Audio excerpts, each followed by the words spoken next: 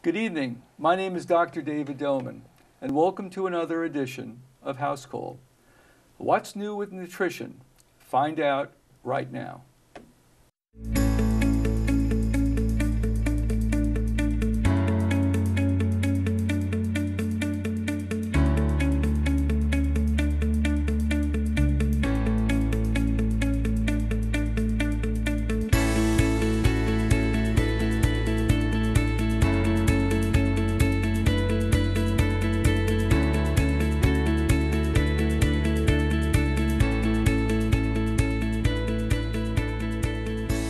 My guests this evening are registered licensed dietitian nutritionist, Dawn Croft and Christine Haas. Welcome to Housecall. Thank you. Briefly, Dawn, tell our viewers about your professional background. Well, I received my dietetics degree from the University of Delaware, and then I went on to do my internship at University of Maryland Medical System, and I got my first job at Washington Hospital Center, where I was an inpatient dietitian for a while, went on to become a mom, and then went back into community nutrition, where I'm working with Christine in Washington Nutrition Group, and outreach to the community and all kinds of different topics. So that's where I am now. Very nice. And Christine, about your background? Yes, I have a master's degree in nutrition education from the University of Vermont, and I have another master's degree in health promotion management from American University. And my first job, I worked at Sports Club LA as a personal trainer and a nutritionist, and went on to start Washington Nutrition Group, which is a team of 6 dietitian nutritionists. And we have 8 offices all throughout the Washington, D.C. area. And we serve about 700 patients a month. And we see patients for all medical nutrition therapy conditions, such as weight loss, IBS, high cholesterol, diabetes, pretty much everything, eating disorders, weight loss surgery. So we definitely have a variety of patients that come in that we help every day. Very nice. Well, you mentioned weight loss. Why don't we, for starters, cover that topic?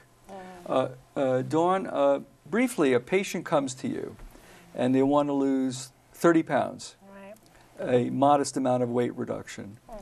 What do you advise in terms of a weight reduction regimen?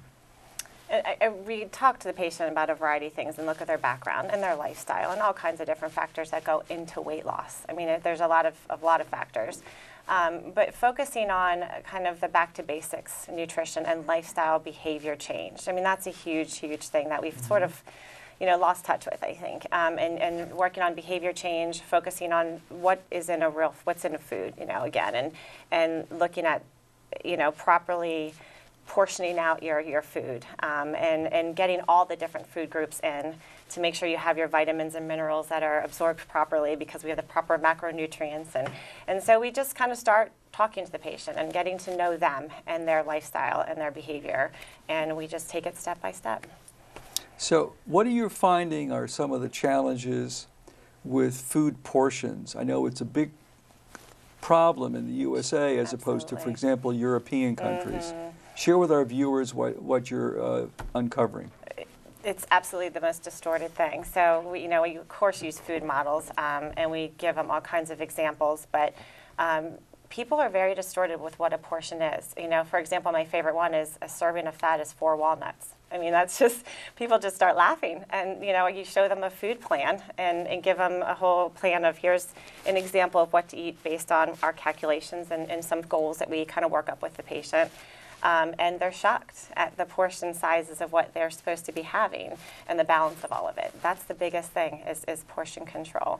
And another challenge for people is eating properly throughout the day to help avoid that overeating later in the day. And a lot of our weight gain comes from, getting home from our busy days, and all of a sudden we're ravished and starving and we overeat a lot of our calories. Do we need 800 calories at one sitting? No. So we work on, proper snacking is huge, and the proper components of a snack. Your protein, your fat, your good carbohydrate. Any of my patients will tell you I say it all the time. Let's refocus on carbohydrates and the good carbohydrate. And what is the components of that? And we really talk about the fiber. So refocusing our efforts on not carbohydrate being the evil, but what is a better quality carbohydrate? And so we focus on that too. So not just how we eat, what we eat, and the components of that food. So refocusing people's thought process a little bit has been the biggest challenge. You've hinted that there's, let's say, bad carbohydrates and good carbohydrates. Our Right. viewers, pardon the pun, are hungry to know. So tell our viewers what you view as examples of carbohydrates to avoid Right. and carbohydrates that are better to embrace. Sure, and the hot topic, carbohydrates, absolutely. One of the biggest things I do is try to simplify for everybody. So I show them a label of an example of a good carbohydrate. And I say, okay, here is a good carbohydrate. Here's the total carbohydrate number and that bold number on that label.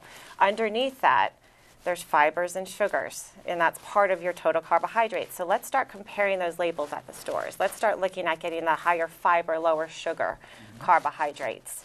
And then I explain exactly why. We go into details of why is fiber good, you know, the scrub brush of our gut, as we know, for GI health. But there's so many other things, cholesterol lowering, getting out those LDLs, slowing down that absorption of glucose to, you know, avoid those cravings and spikes up and down. And, you know, we go through all of this and just refocus on really what are you eating?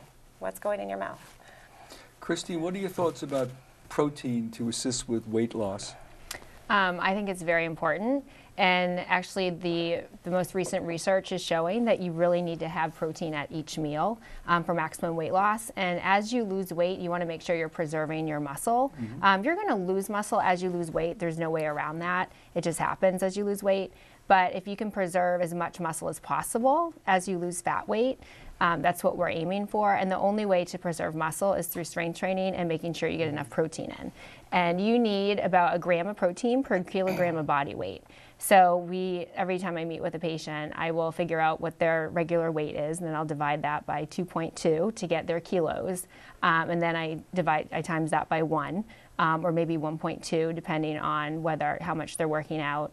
And then I give them a number to aim for every day of how much protein they should be getting throughout the day. And then I divide that based on how many meals they're eating a day. So if they're eating 4 meals a day or 6 meals a day, then I'll tell them they have to have a certain amount of protein and really try to even it out and make sure they get about 10, 12, sometimes 15, 20 grams of protein at each meal, depending on how much I want them to have each day. Now the protein will, of course, hopefully ameliorate the amount of muscle loss by having that supplement. But it's my understanding that protein also suppresses the appetite. Has that been your experience as well? Absolutely. Yep. And that's it also helps lower the glycemic index of foods too. So it suppresses the appetite, lowers the glycemic index. And then, you know, if you have a lot of carbohydrates at one meal or at one setting, or if you just have like a piece of fruit, for example, your blood sugar drops. And if you have protein with the fruit, such as a piece of low-fat cheese or, you know, a slice of turkey, maybe some tofu or vegan protein, then your blood sugar is not going to drop so much and your blood sugar is going to balance out, so you have more energy and you don't have those crashes throughout the day. That's right. And if I could add to that too, so that's another, talking about a challenge that we see with that is we really focus on the healthy snacking, and I think I touched on that earlier, but having the protein, a source of fat, a good carb, as we're going to call it, with some fiber, and things like that all together. So a snack is not just a piece of fruit. This is kind of my lead into most patients and most people with weight loss. It's essential, is having all of those together at one time in a snack. And again, they're like, whoa, that's like a mini meal. Well, yes, it is a mini meal. And we want to do that to help go into your evening and not overeat and work on that glycemic index, which not just for diabetics, but it spikes you up, drops you down, and then there goes the cravings again and wanting to get something simple, sugar, you know, to fix that craving. So it's having the protein every time, like Christine mentioned, is essential every time we eat. It's definitely something. All the education we do with our patients, we make sure that they have protein at every meal. So when we do meal planning, even at snacks, we make sure that they're having some kind of protein. Now, let's talk about some examples of protein. Fish, chicken, beef. How do you tell your patients to prepare those items in a way that's healthy? So there's a bunch of different ways you can do this. Of course, baking, broiling, grilling are going to be ideal. And when we talk about portion control of proteins, we do have them if they can weigh out that cooked portion of protein. So they can visualize and learn what 3 ounces looks like. So wherever they travel, wherever they go out to eat, they're learning about that good portion of protein, what that is. But sauteing, cooking, baking, broiling, grilling are kind of the preferred methods of cooking your proteins. Of course, not fried. Right. That would be, ideal. But. And Christine, tell me about juicing. That's become very popular recently. It has.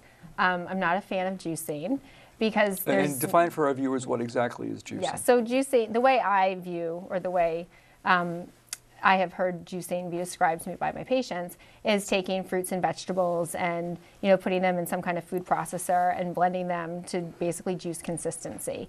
And there's a lot of vitamins and minerals in juicing because you're taking the fruit and you're condensing it, and there's vitamins and minerals in fruit and vegetables. However, you can definitely overdo fruit, and really you shouldn't have more than 2 to 4 servings of fruit a day. A serving of fruit is half a banana, 2 tangerines, 17 grapes, so you can see how it's very, 3/4 cup of blueberries, so you can see how it's very easy to, maybe have 6, 7, 8 servings of fruit when you're juicing, and that's just too much sugar because fruit does have sugar in it. Vegetables, it's better to juice just vegetables and maybe have 1 piece of fruit in there, but then we're going back to the protein factor. Where people are using juicing as a meal replacement. They think, oh, instead of lunch, I'm going to juice all these fruits and vegetables. But same thing, they're getting the sugar from the fruits. There's a little bit of sugar in vegetables as well. So they're crashing immediately after juicing, and they're hungry quickly because they're not getting the protein with their juice that they're drinking. And again, I've had patients come in and they are gaining weight from juicing. They think that, oh, I'm going to juice. It's the new year. I'm going to lose all this weight. But usually that's not the case and also they're losing muscle as they lose weight because they're not getting their protein in. So, if you add, sometimes if people are very adamant about juicing, that's fine because they're getting their vitamins and minerals in, and I'm such a fan of getting at least 5 servings of fruits and vegetables a day. However, they need to put some kind of protein powder in, and we have some specific protein powders that we use in the practice that we love, both vegan and whey-based, depending on the needs of the patient. But putting some kind of protein powder in with the juicing. Great. Dawn, we talked about portion control before. Do you ever tell your patients to use smaller plates? I have, yes. I mean, because if that's easy enough to do, and it gets them to visually see it a different way. But I really do focus more on a hunger scale and chewing your food, slowing down, and doing those kind of tips and tools a bit more than use a small plate because that's not realistic everywhere you go. But put it on your plate, that's fine. But we do also talk about loading that plate up with the vegetables and things and eating that first, and then having that maybe carbohydrate source, last. Eating out and things like that. There's a bunch of tricks to that as well. So we discuss all of it. Dawn mentioned eating out. What are your thoughts about if somebody's on a diet, having somebody eat out? Eating out's fine, as long as people can control what they're eating.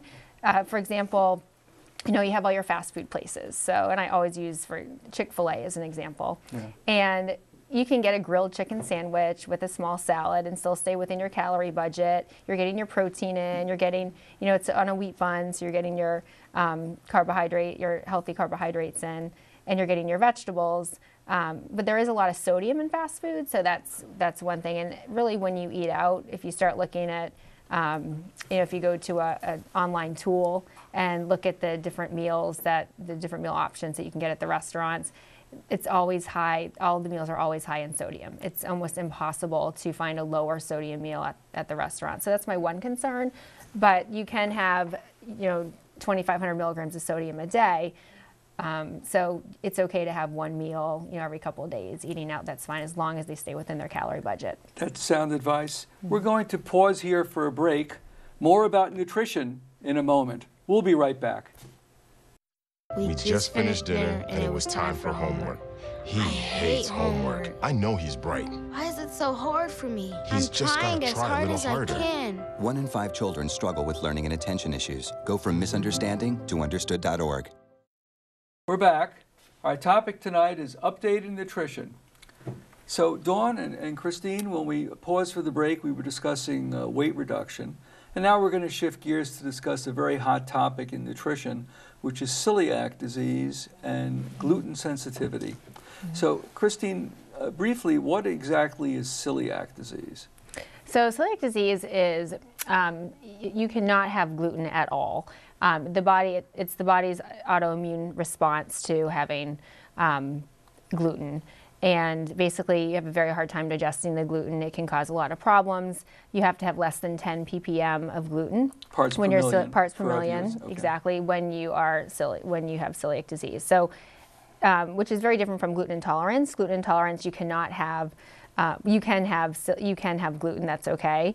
But your body just reacts, whereas you could get a little gassy or have some symptoms from being gluten intolerant. You can get headaches, but that is very different from celiac disease, where you're basically allergic to gluten when you have celiac disease. And we take patients completely off of gluten for patients that have celiac disease. And it has to be medically diagnosed as well by a gastroenterologist. Yes. We Yes. do a lot of collaborating in that Yes, regard. we do. So Dawn, I send you a patient with celiac disease. They have confirmed allergy to gluten. And I write on my referral to you a gluten-free diet. Right. Totally gluten-free. Explain to our viewers what's involved with a total gluten-free diet. We just start with education of where's gluten come from. You know, wheat, rye, barley. And then we go on from there. Where are the hidden sources of gluten? And some of those are flavored coffees and teas, things that people don't realize. It's not going to say just gluten-free on the label and then you're safe. We have to be very careful to really dig deep into where gluten is. And hidden sources are also medications. And I will tell you this, with my celiac and gluten intolerant patients, that is one of their biggest trip-ups there. And this is doing some reading recently. They're making some big strides on that. There's recently been another step forward to try to get the labeling on medications pushed forward with the gluten. So try to have people have a better understanding of, do your medications have it? Because as Christine said, I mean, it's a very, very minimal amount to cause a reaction for somebody. So we just educate on where it comes from. Where is gluten coming from? Not just from gluten-free food, just from wheat, rye, barley. Oats are gluten-free, but you know, if it's cross-contaminated in the production, then it has gluten in it. So we have to talk about, yes, it's a gluten-free food technically, but. So we just do a lot of education. Where is this gluten coming from? When I meet with patients and I diagnose celiac disease, it's one of the few times I also up front clarify their religion. Right. For example, if you're Roman Catholic and you have Holy Communion, unfortunately the communion wafers have tiny amounts of gluten. Actually, it was a big source of controversy with the Vatican, but they have decided there still has to be some minimal gluten in the wafers. So I always inform my patients, if they're Catholic, that they have to be aware of that exposure. Absolutely. So what else is involved with going gluten-free? I mean, if somebody goes gluten-free, are they going to be nutritionally deficient as a result of missing out on gluten? Right, so I will say one thing that we do kind of question to make sure, lactose intolerance with a newly diagnosed celiac patient. That's fairly common.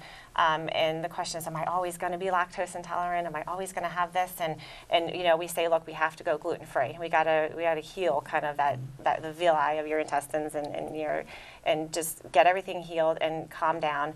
And then sometimes, you know, they can start tolerating it. But in the meantime, lactose-free, the lactate enzymes, things like that in the interim, until we can get things back to a little bit of a balance going on. Different nutritional things that we look at. We do a complete, again, lifestyle, kind of like our weight loss. We try to see what they're eating, what they're doing, and we make sure that that the different food groups are covered, micro and macronutrients, and we just do, it's a complete process with them, yeah. Do you put them on vitamin supplements as well? Not necessarily. So I always make sure that depending on how many calories the patient needs for weight loss or for weight maintenance, whatever their weight goals are, then they need a certain amount of carbohydrate servings, or what we call starch servings. And I just make sure that those are gluten-free starch servings. And if they are, then I know that they're getting all the macronutrients that they need from carbohydrates. But usually the gluten-free starches are going to be you know, your sweet potatoes, your white potatoes, your quinoa, rice, and oats, as long as they're considered gluten-free or labeled as gluten-free oats. So as long as our patients are getting those food sources in, then they're going to get 100% of their vitamins and minerals on a gluten-free diet, and then also making sure they get their fruits and their vegetables and their proteins, which are generally gluten-free anyways. So we really recommend that they eat closer to the earth a lot of times, because a lot of your processed foods are have gluten in them. Well said. Now, if somebody finds that by reducing their gluten intake, they just feel better, and of course many celebrities have embraced going gluten-free or low gluten. What are you advising, Christine, patients who want to go gluten-free or reduce their gluten intake? So, well, first I ask if they have celiac disease, and or if they have symptoms, and if they do, then I recommend that they go and see a gastroenterologist, such as you. If they, or if they're having other symptoms like headaches or, you know, some kind of stomach distress, then I recommend, again, that they go into a gastroenterologist and either get diagnosed with IBS or just kind of, you know, see if there's anything that can be done. And if they do have those symptoms, I'll say, you know what, let's try this. Let's go gluten-free. Let's see how it goes. And that's when I'll recommend a gluten-free diet. But if somebody comes in and says they want to lose weight and they think they need that, if they go gluten-free, that's going to help them lose weight, I say that gluten-free is not going to help you lose weight. There's so many gluten-free sweets out there now and foods that are so processed. It's just, you know, and that's not the point of healthy eating. So gluten-free does not help people lose weight. And somehow gluten-free got the stigma of weight loss, and I have no idea how that happened. But it's, you know, generally, yes, gluten-free foods are closer to the earth. So they tend to be more nutritious, but now that we have all of these fortified, or all these foods that have been, you know, manufactured, man-made with sugar and everything else, and sugar is gluten-free. So, you know, you can have a very unhealthy gluten-free diet. So it's not what I focus on for weight loss at all. Yeah, and to amplify on that, what was interesting was 20, 30 years ago, if somebody was diagnosed with celiac disease, it was very challenging to follow a gluten-free diet. And now, because of gluten sensitivity is a hot topic, a lot of the food companies have really embraced gluten-free products. So it's actually much easier to go gluten-free or totally without gluten than it was decades ago. It's a huge market right now. Yeah, it's a multi-billion-dollar market now globally. You mentioned IBS, irritable bowel syndrome. So what exactly is IBS? So IBS is when you just have a lot of gas and bloating that's occurring in the stomach. Everybody has different symptoms. We really don't know why. Some people have IBS and other people don't. It could be from certain foods. And actually the low FODMAP diet is the latest nutrition therapy for patients with IBS. And all the research for the low FODMAP diet has been done at Monash University in Australia, and they found that, and we see it too all the time in our practice when we put patients on the low FODMAP diet, I would say about 70–75%, and we're seeing the research now show that as well, of patients are seeing improvement with their IBS symptoms. So it's just been, and really we started implementing the low FODMAP diet about 5 years ago because you introduced it to us, maybe 6 or 7 years ago, I can't remember now, but it made such a huge difference because they used to have patients with IBS that would come in and we would do elimination diets and we just couldn't figure out, you know, it was just so much work to try to figure out what foods were bothering these patients. But now we recommend low FODMAP foods, and we can talk a little bit about. So Dawn, what exactly is a low FODMAP diet? All right.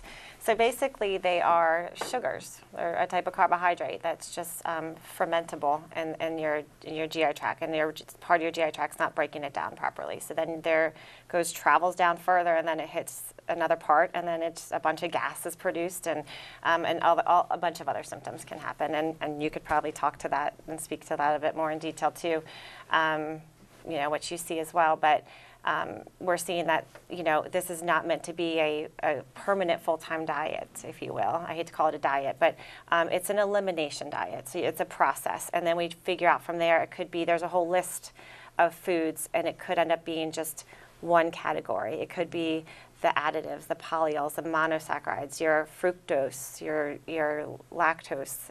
You know, there's a bunch of different ones that we go through, and then we finally get to the point we say, okay, these are the ones that seem to be aggravates for you. So this is the foods, these are the food groups that you're intolerant to. So it's a process, but it's very doable, and with the guidance of a dietitian, registered dietitian, it's very healthy. We can do this where everybody stays healthy throughout this process. Explain to our viewers what you mean by an elimination diet. Right. So you eliminate the high FODMAPs, basically, those foods that have those categories in them, and you do that for about 4 to 6 weeks. If you Google this or whatever your search engine is, it will be anywhere from 2 to 8 weeks. They'll suggest an elimination to kind of rest, get everything out, and I really do try to just stick with 4 weeks. 4 to 5 weeks is my elimination phase for my patients, and then you challenge. And you do. And what do you mean by challenge? And so when you challenge, that challenge phase is typically you're adding in a small portion of one of those foods. It's a gluten food. Maybe that's the hard. I ask the patient. I say, okay, what's the hardest thing you've had to give up? That's a FODMAP food, and we kind of start with those because they're really missing that. So we say, okay, it's typically gluten or garlic is one of them. To give an example, so we say, okay, have a half a piece of bread, and then, you know, see what your symptoms are. You should feel better in the elimination if that's something that's probably bothering you. So we ask that first. Do you feel better now that you're eliminating? And then we start challenging one thing at a time. And what's very important to note with this elimination and with this diet is that some people can tolerate a half a cup of something, but not a full cup of something in a FODMAP category. So we do talk about that a lot in any intolerance. You can tolerate the food, but only a certain amount. So the portion is very important. So you challenge with a small portion, and then you go on from there. And then you just kind of keep a diary of that. Right. And FODMAPs are, you know, it's an acronym for short chain, a certain group of short chain carbohydrates that just can't be absorbed by the small intestine.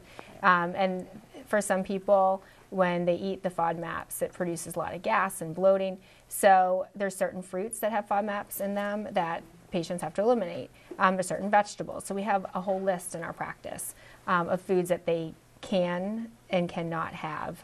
And we don't recommend that they have the high FODMAP foods, as Don was saying, during the elimination. Then we just start slowly adding them back in.